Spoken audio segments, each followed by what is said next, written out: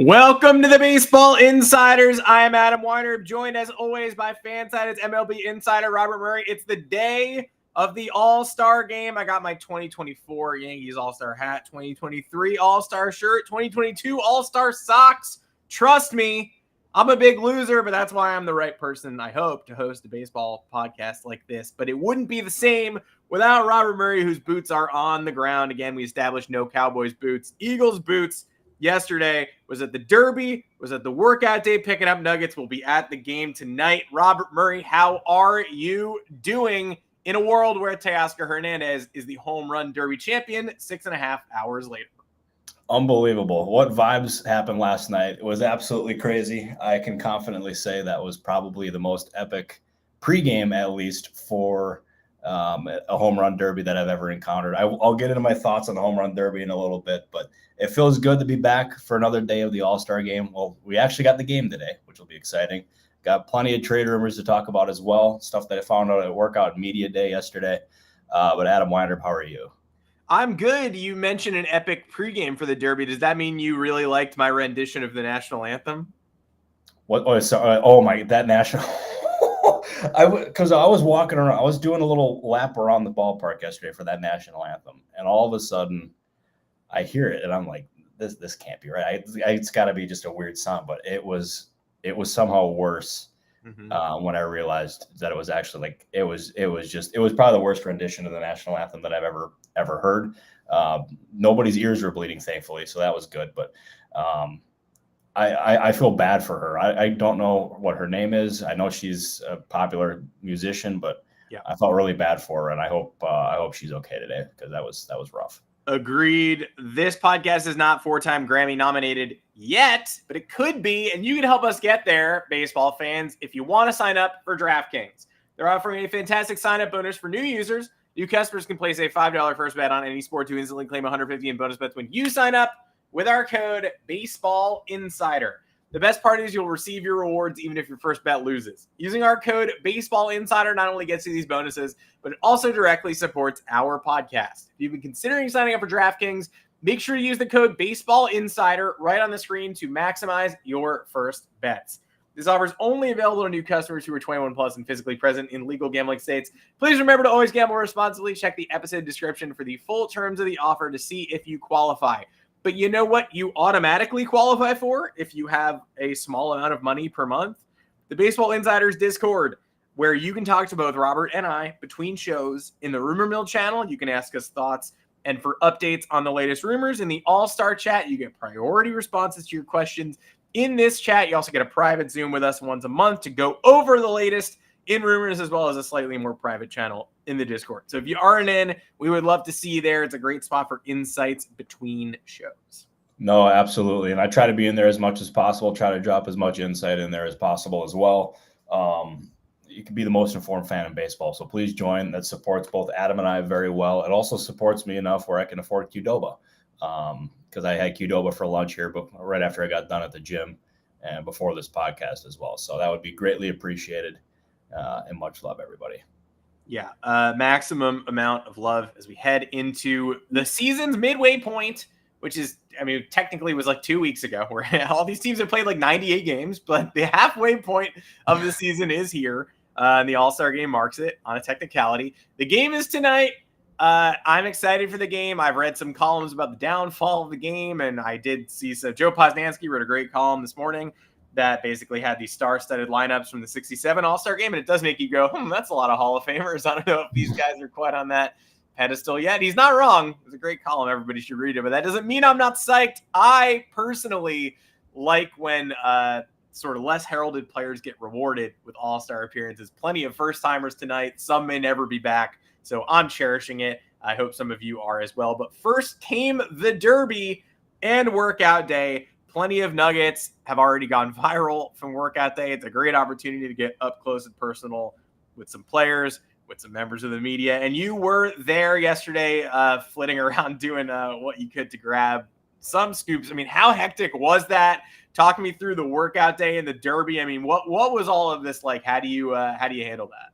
Yeah, it was absolute madness. I mean, thankfully we didn't have it outside. It was inside in the outfield, so we were protected from the roof because it was about 1,000,000 degrees yesterday with 100% humidity. It was rough, but there was a lot of media people there, and I can confidently say the Shohei Ohtani booth was easily the most crowded one.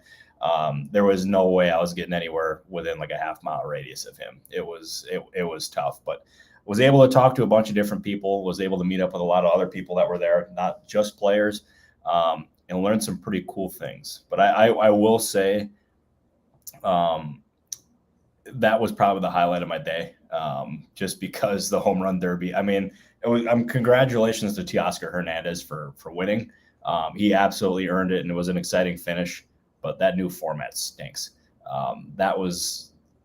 It felt longer than an actual game. And usually for a home run derby, people stay and they watch the entire thing. But if you looked toward the last, even semifinals and then the finals, it was about 3/4 to about half full in the stadium. Maybe a little bit more than half full. Maybe that's being too dramatic there, but it was a shame. And it's a really cool event. But they should have just stuck with the old format and just kept doing what they were doing, because I don't know. I didn't like the new change. I didn't like the new format. I did like the bonus round. I will say that. But other than that, I was not a fan of it. But congratulations to Teoscar Hernandez for winning, because he's had an awesome year, and it just really kind of continued for him. Yeah, as Michael Buffer said, Teoscar Hernandez yesterday, dropping into the Are You Ready to Rumble, which, again, are we ready to rumble? It's 3 hours deep. We were ready to rumble at 8 p.m. Eastern time. I mean, we're still somewhat ready to rumble now, but the ready to rumbleness has decreased in intensity. Yeah, it absolutely has. And at that point, you could see especially Teoscar Hernandez's face. He was tired. I mean, and rightfully so. It was a lot of work that goes into that, and he was clearly tired. I did think seeing Michael Buffer in person for the first time, I thought that was pretty cool. I had never actually heard the "Let's Get Ready to Rumble" thing, but yeah, that was pretty badass.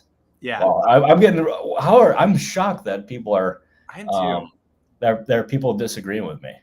I am too. I think this is going to take some real puzzle work from MLB to really get this right, because I didn't love the head-to-head format either.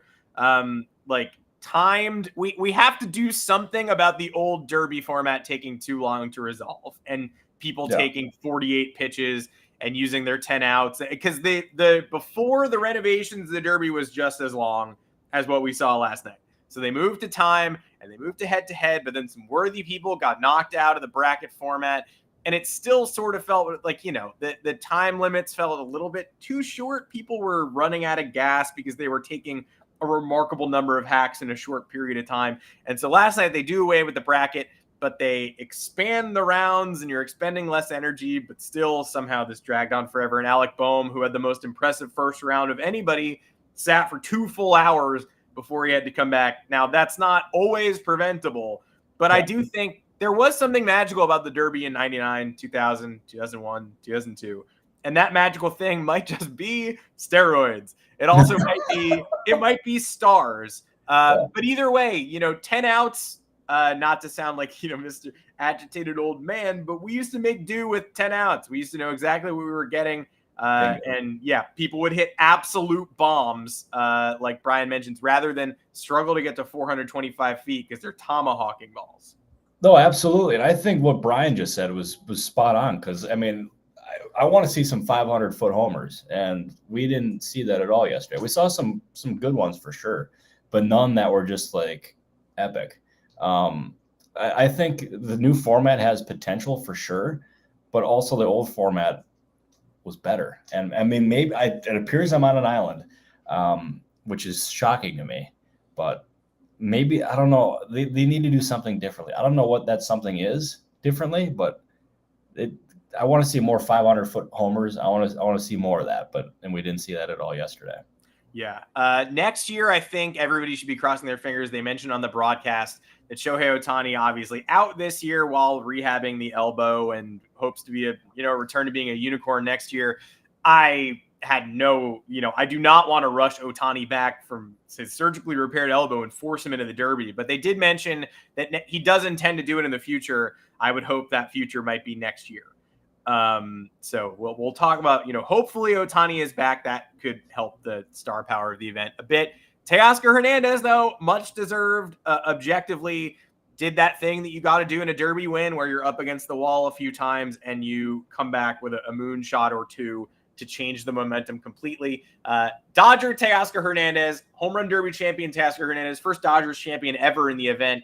But man, oh man, it does bring some what ifs because he's having an all-star season. He's in the spotlight now. Yep. The Boston Red Sox were close at one point this offseason, and it's not like the Boston Red Sox aren't having a pretty special season as is.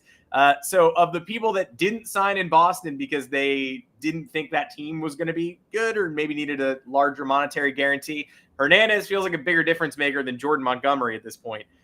What if he just stays in Toronto? They replace him with Dalton Varsho, who brings the defense that he doesn't, but decidedly lacking thump and leadership in that Toronto clubhouse. You saw it on Vlad Jr.'s back yesterday. Maybe you just add Varsho and keep him. You don't really need to do a 1-for-1. You could have both. It seems like a major void in Toronto and a crazy sliding doors moment in Boston.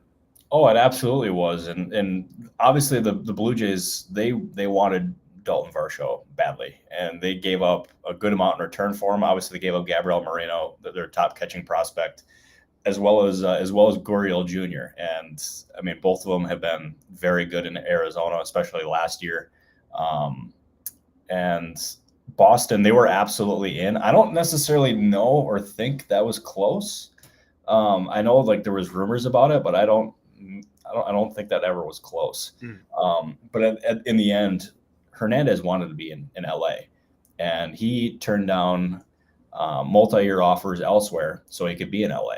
And it gave him a chance to obviously compete for a World Series, but it also gave him an opportunity to play on a roster that's about as loaded as any in baseball. Actually, that is as loaded as any in baseball. Let me correct myself. And it has allowed him to just have a huge season. He's already got over 60 RBI. I believe he's got 19 homers, if I'm not mistaken. So he's on pace for another 30 homer season, on pace for over 100 RBI. And he's going to end up using that as a launching pad to go back into free agency. And he should be in position to absolutely cash in. And he had a really good first half of the season. He had a very good showing in the home run derby yesterday. All arrows seem to be pointing up for Teoscar Hernández, and that was just it was a move that didn't necessarily get the headlines that a Yamamoto or an Ohtani type got. I mean, obviously, but Hernandez has been a very valuable addition to the Dodgers, and he should be able to really cash in free agency. And it wouldn't surprise me if he ended up getting a 9-figure deal at this point. Wow. Well, he couldn't possibly be on a bigger heater. So congrats to Hernandez, who's probably going to get some playoff moments as well this year. Yep. You would suspect, continue to build that resume. Workout day, taking it back a little bit to pre-Derby, because obviously we're on an island with the Derby format. Don't want to linger there too much longer, but we've said our piece, and everyone can agree or disagree. It's up to you. Still a free country. Watching the workout day from home, obviously the Ohtani, the group around Ohtani was absurd. Saw people rushing across the field. Saw some great interviews watching from home. Jarren Duran wearing the Still Alive wristband really stood out to me. I'm glad that they did a good job telling his story and detailing the mental health struggles he's gone through. Chris Sale also crashed that interview on MLB Network.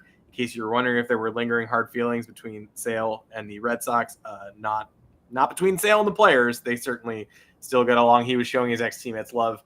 So I assume extremely hectic on the ground, but always one of my favorite things to watch from afar. And I think they do a really good job shuttling people through the MLB Network desk in particular.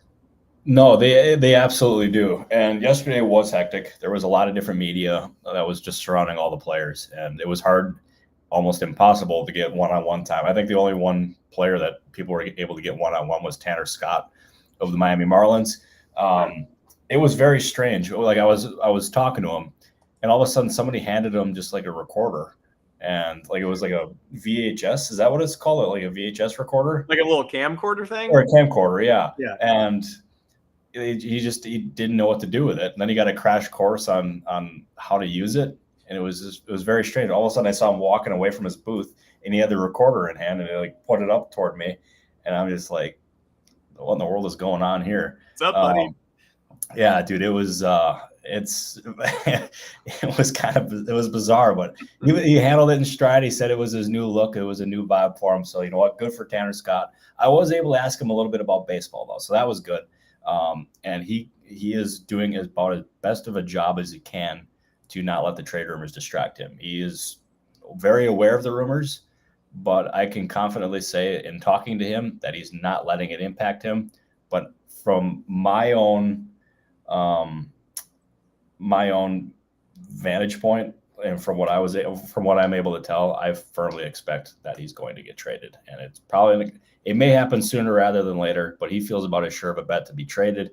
And my guess is he knows that, but he just was not willing to say that.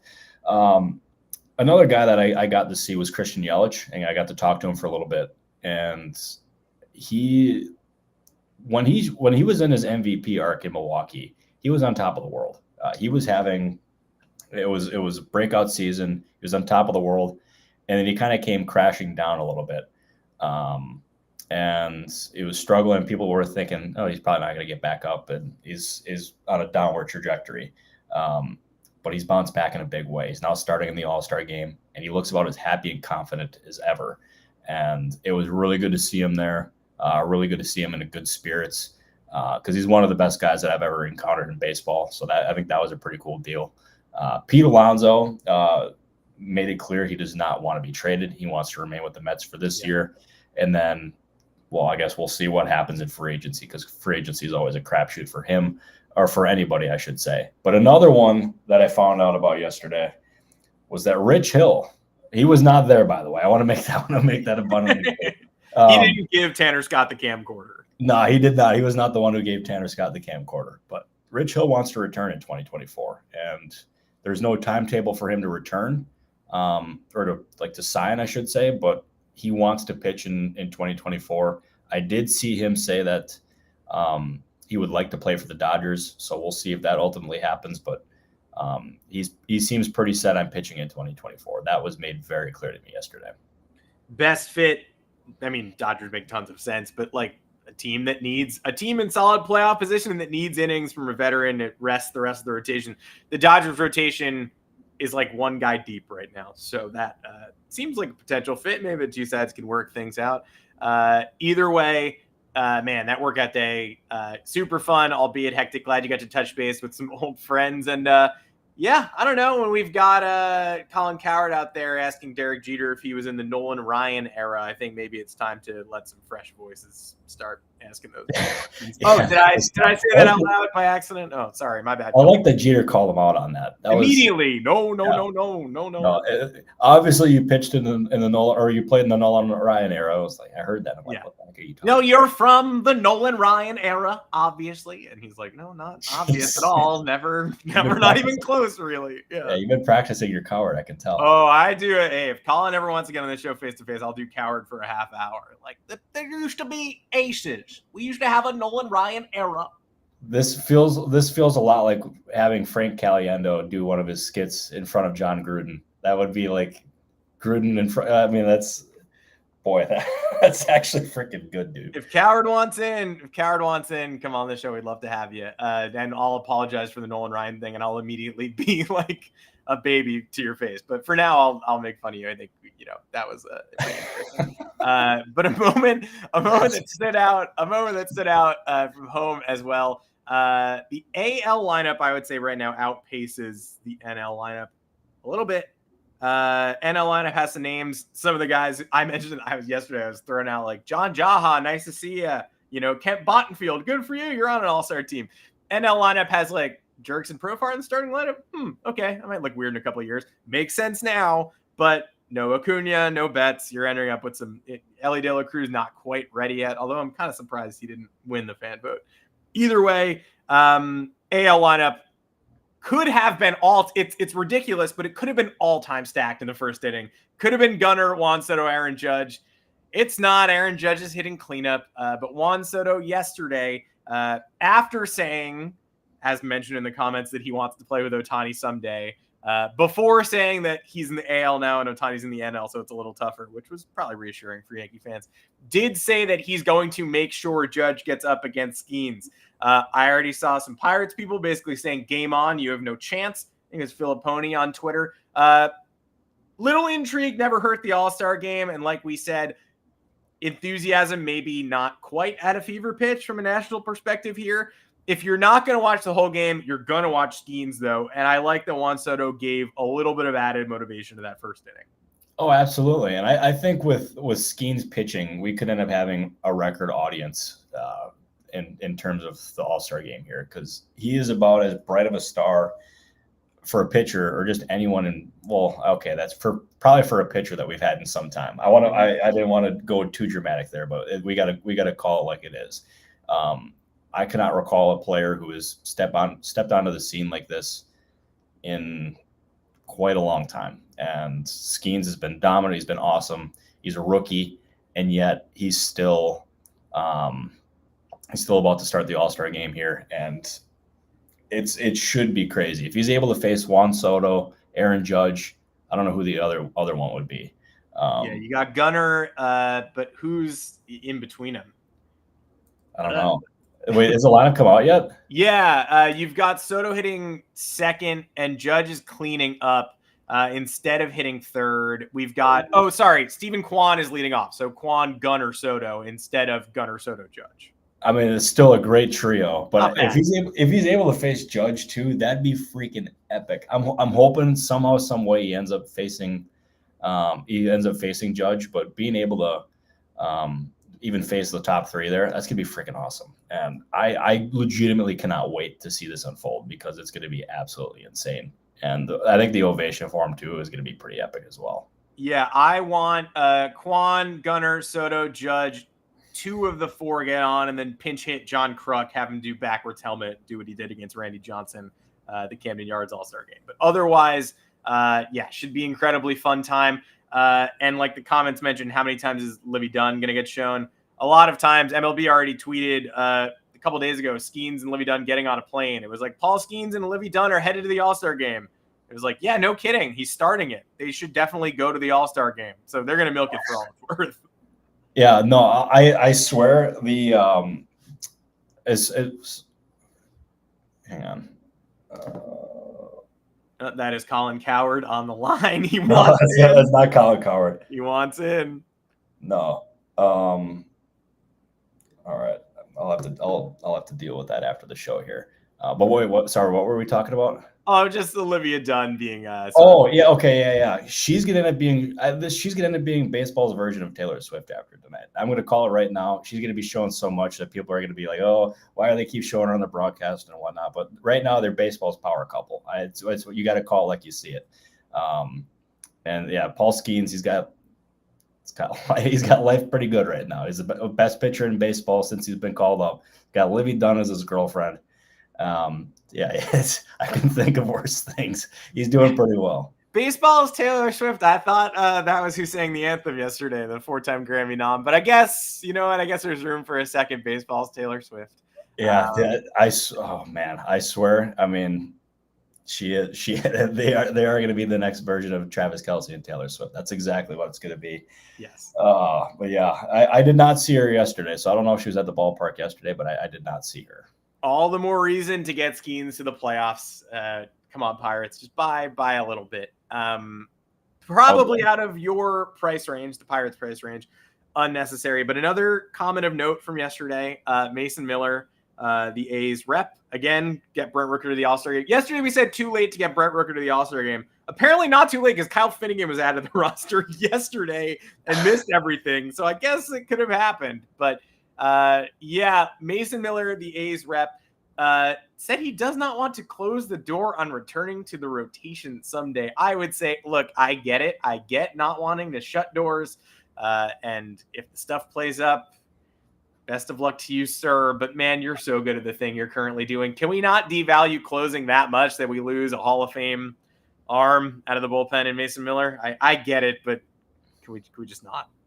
Yeah, for me, obviously, I understand the like why he'd want to go back to the rotation, because if he goes back to the rotation and he shoves and he's dominant, we're talking, I mean, he could end up getting a $300+ million deal.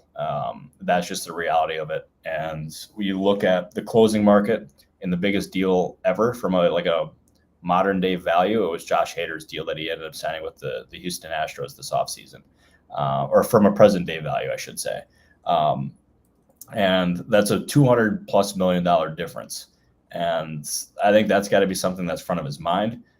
So I understand why he'd want to go back to the rotation. But if I was him, you're already very good as a closer. You're one of the best, if not the best closers in baseball. You're throwing 100+ miles an hour, touching 103, 104. I would not mess with it. I think that's kind of playing with fire. We kind of saw what's happened with Jordan Hicks. Is obviously he started off very strong in the rotation, and then now he's kind of coming back down to earth. It would be front of mind. I would be very careful if I was him. I would stay in a closer role. That'd be my guess, or that'd be my thoughts. By the way, Justin, I did see Boris at the All-Star game yesterday. He was there. He was hanging around Pete Alonso quite a bit. And yeah, he was holding court with a bunch of different media members there yesterday as well. Yeah, making sure no funny business. I don't think this is the last time we'll see Scott Boras around prior to the offseason.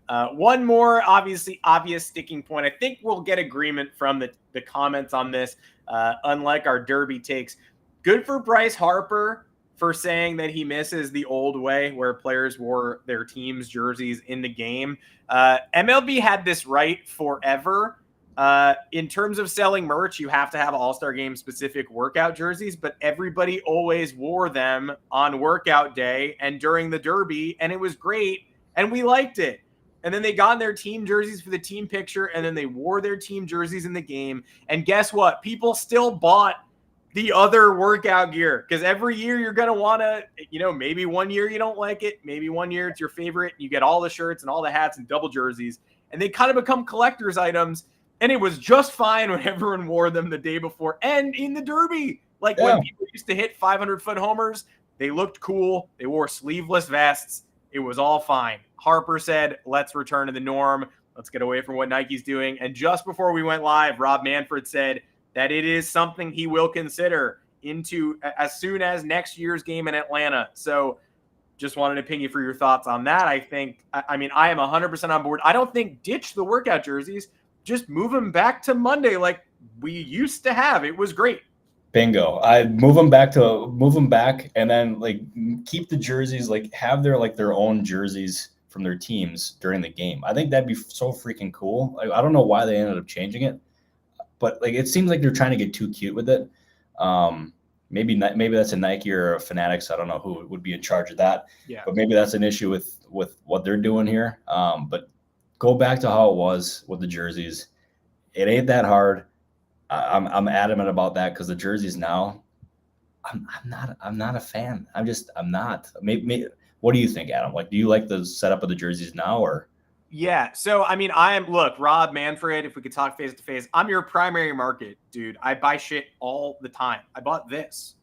I used my hard-earned money. This is honestly pretty sick. And I liked what they were wearing. I liked the variation on this too in the team colors. I liked a lot of the gear this year. The jerseys were not my favorite, but I think, look, every All-Star game I go to, I buy the socks. You can get me, right? You can hook me, and you're not going to lose me if you switch this up and go traditional during the games. One thing I've never bought in my life of buying things is the normal team jersey with the All-Star patch on the sleeve. When I buy something, I buy the workout gear. I think that's fine, right? You don't need me buying the $380 authentic jerseys with the patch. You just need the players wearing it in the game so that you get great photos of AL and NL sharing the field. I know the novelty isn't what it once was, and you had people talking yesterday about you used to see photos of Hank Aaron and Willie Mays together, and that would only ever happen in All-Star. You knew if they were sharing the field. I know. And now interleague, and it's not that weird to see Bryce Harper standing next to Aaron Judge. But either way, it definitely seemed like the best way to put it is unnecessary. I don't know what you're gaining, because you're not gaining anything. It's unnecessary. You're not gaining anything. I'm already doing the merch sales, and a lot of people are already doing the merch sales, and I'm not buying them because I see them in the game. I'm just buying them if I like them. No, exactly. And I don't like them. I don't like the current jerseys now. I don't know how many people actually do like them, but I did not like this year's jerseys. I like the hats and I like the scheme, but I did not like this year's jerseys. yeah, and I can confidently say, because I was doing my laps around the ballpark yesterday, I did not see that many like All-Star game jerseys actually purchased. So I think that was kind of a statement as well. And you have Bryce Harper saying what he did. I mean, Major League Baseball's at a point where, I mean, they got to listen to that. They got to listen to the feedback. I mean, we'll see if they're smart enough to do it, but fingers crossed for their sake that they are. Yeah, good to know it's at least being considered. And now if Rob Manfred's saying it's being considered and then doesn't do it, that's a villain move, dude. You know, you can only get so many of those. Hunk of metal, that's one. Not suspending any Astros, that's two. Saying you're going to change the jerseys and not doing it. Sorry, man. Tough looks. Be very tough. The hunk of metal comment is still an all-timer. Absurd. I put my foot in my mouth before. I don't know if I've ever done it that badly in my entire life. So yeah, it's about as bad as it gets. That's tough. Good luck, fella. All right, great. Well, I don't want to keep you too much longer. Big day ahead of you. Big night. Any final thoughts, parting words? The questions in the comments were mostly about Garrett Crochet going to the Red Sox. I'm sure that we'll have more intel on Crochet in the market as we get closer to the deadline and resume for Friday's show. But anything else from the notebook that I forgot to tap into? No, notebook is emptied out. I feel I'm feeling very good going into tonight. I think tonight's gonna be a blast. I think it should be a good time. Hopefully find out some more information so we can have our the notebook full for Friday's show, because we're doing just another reminder. We have a show on Friday, and then next week we're gonna have shows on Monday, Wednesday, and Friday. So get ready for 3 episodes a week. Should be a good time. But tonight's gonna be a blast. I'm gonna be talking a lot. My voice is already, I can feel it. Yeah, we powered through it, so that's good to hear. We'll see everybody here on Friday then. Yeah, we'll see you right here on Friday. It's a good spot to get updated info on when the show is going live, the Discord channel. If you're not in it, it's a spot to go. In the announcements channel, we keep you posted when the show is moving around. Like we said last show, Monday, Wednesday, Friday, starting next week before the deadline, power packing these 3 shows per week. Everybody's got enough questions to carry every show we log on. There's more questions than we have time for. So if we do 3 shows a week, we do mostly questions, going to lean on you folks heavily. So we'll hopefully get to as many as we possibly can. But yeah, please join us in the Discord in the interim. Get early starts on asking questions in the All-Star channel. And if you have thoughts between shows, hit us up there. We're both there as much as we can be. Sometimes I get hate mail and I drop it in the Discord. So if you want to read some of that, that's where it's going to go. Shout out to everybody for joining us today. You're the best. Yeah. Thank you. And by the way, who will win in a boxing match between Andrew Lee and Jacob Zanola would be Andrew Lee. I think that's a very easy decision there. It required zero thought by me. So go Andrew. Go Andrew. Go Jacob, I guess. I mean, don't go Jacob. All right, never mind. Sorry. Well, until Friday, happy All-Star game. Best day of the year, midseason to me, other than the trade deadline. There are plenty of good ones, a lot of good days, and they're all coming up. So please join us in the Baseball Insiders if you haven't yet. We'll see you right back here on Friday afternoon. Take care. Thank you, everybody.